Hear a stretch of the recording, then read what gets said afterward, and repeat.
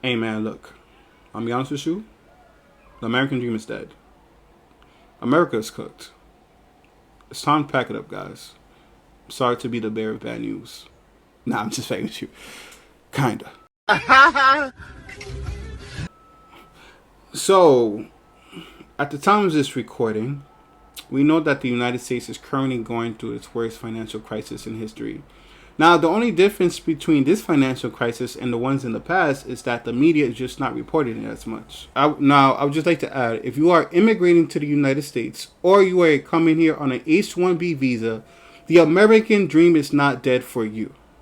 But if you were born and raised here, the American dream is dead for you. Alright, so why do I say this? Why do I say that the American dream is dead for Americans, but not for people immigrating here or H-1B visas? Well, it's because of the training that Americans received growing up. So, I was born and raised here in the U.S., right? But I was told my whole life that blue-collar work is beneath me. That's what I was always told. I always wanted to do blue collar. I was like working with my hands, but I was told, no, you have to get into white collar. You have to go to college. Now, there's nothing wrong with going to college. Nothing wrong at all. But we weren't really given that much options. We were told, like even from high school, we were never given or talked about blue collar, plumbing, trades, nothing. Just college, college, college. And now look at the results. Years later, we're living in times where Americans have the most degrees in history, but they can't find any jobs. Some people say because of AI.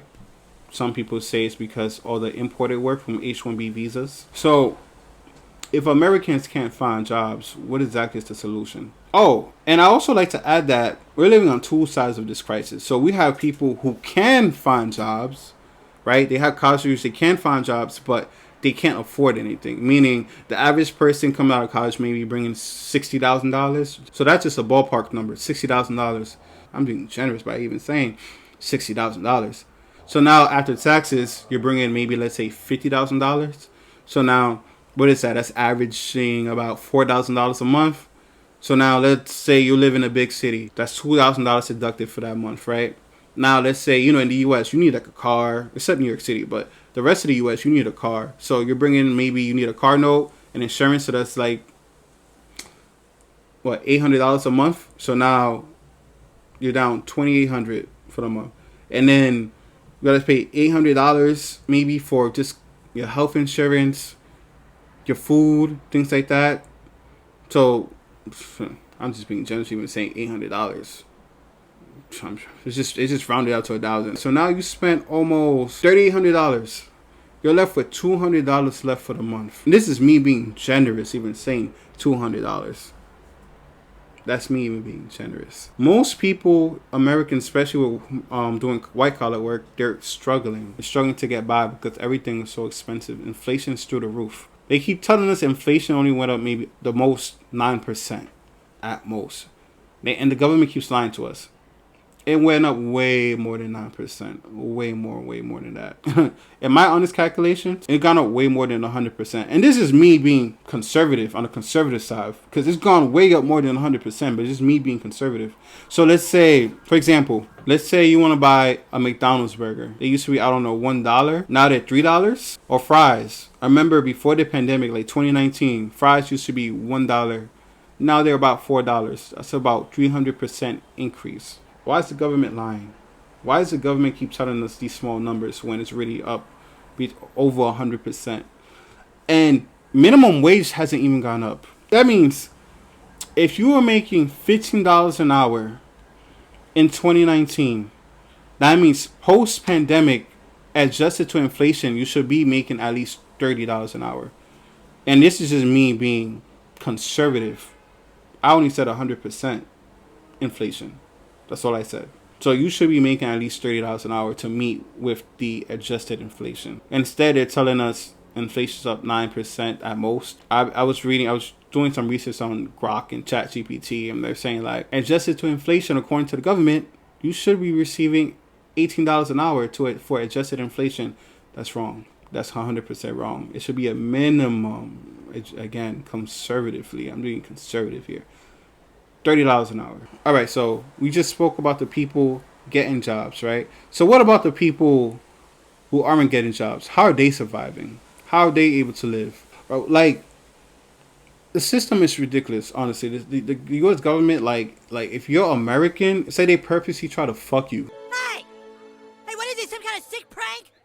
I get the greatest thing ever, just have it taken away? Why did you do this to me, God? Next time you're gonna get my hopes up, could you please take me to a grease monkey? Cause I like to get lubed up before I get fucked! Huh? Some lube would be nice, or at least a courtesy lick, God! How about a little courtesy lick next time you decide to fuck me? Now, I'm not trying to be political, right? I don't have any opinions. Before I even say anything, I just want to say I don't have no opinions on immigrants or anything like that. I'm just stating what I see, right? But there's people right now in the U.S. who can't afford or can't find a job. They cannot find a job, so they're homeless, right? And here, I'm in New York. At the time of this record, I'm currently in New York. And I've seen how when there was illegal immigration, they were giving people shelters, food stamps, Medicaid, Medicare, you name it. Section 8, housing vouchers. But to the Americans, there was like, yeah, you don't qualify for any of that. How does that make any sense? That doesn't make any sense.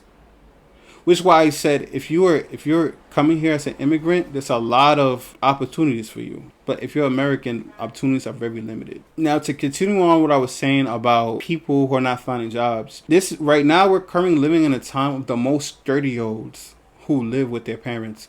Matter of fact, people with jobs and no jobs, they're all living with their parents. Because no one can afford to live outside their mom's home. Because rent is so high. Mortgages are so high. It's not possible right now. The people who are not working, I see this trend with a lot of them are depending on the stock market for income. They're depending on crypto for income. Like how do we come here as a society? Like how do we even get here? It's come to a point where you have to start a business to survive. Job or no job. You have to do it. You don't have a choice. You have to start a side business in the United States if you want to survive. Meaning, if you have a 9 to 5, okay, let's say you're getting paid $50,000 a year. You need another $50,000 just so you even live like comfortably in the U.S. And lastly, at the time of this recording, the U.S. dollar is currently losing its strength, and we currently have BRICS taking over and getting ready to be the dominant currency of the world. Now, whether this happens before 2030, after 2030, we don't know. But it's inevitable. It's going to happen regardless because China is the manufacturing king of the world. At any moment, China can say, look, if you want products from us, we only will trade in yuan. So with all that being said, if America does collapse, what is the solution? What do you do? So here are my solutions. I just want to emphasize, I'm not no professional. So number one, you probably heard this many times, but buy gold. Gold is always the hedge against currencies, especially BRICS. If BRICS does take power, BRICS is talking about bringing the gold standard back. As you know, the US dollar unlinked the gold standard. So if BRICS takes power and they bring the gold standard back, well, now you'll be able to hedge against inflation from the US dollar, and you'll be able to even take some promissory notes from BRICS with your gold. Okay. So now the next solution is buy Bitcoin. Probably heard that one so many times. But not also is it a hedge, it actually grows. Because as you know, gold usually only goes up when there's a lot of printing. Not always, but majority of the time, gold only goes up when dollars are being printed or other currencies are being printed. So when gold goes up, it's usually not a good thing, right? So Bitcoin, on the other hand, if it goes up, it's a good thing. Because not also is it hedging against inflation, you're actually like earning, you're actually profiting. Gold, it's not so much profiting, just you're hedging, or in other words, as they print more dollars, the value of the gold goes up. It doesn't go up. It's just kind of like anyway, buy U.S. stocks, but buy Chinese stocks. Especially BYD. I'm not telling you what to buy. Buy US stocks, buy Chinese stocks. Chinese stocks may rise in the future. So there are a lot of US stocks. There are a lot of Chinese stocks in the stock market, in the US stock market. So make sure you take advantage and you buy some stocks from China. Invest in overseas businesses, but also invest in overseas land.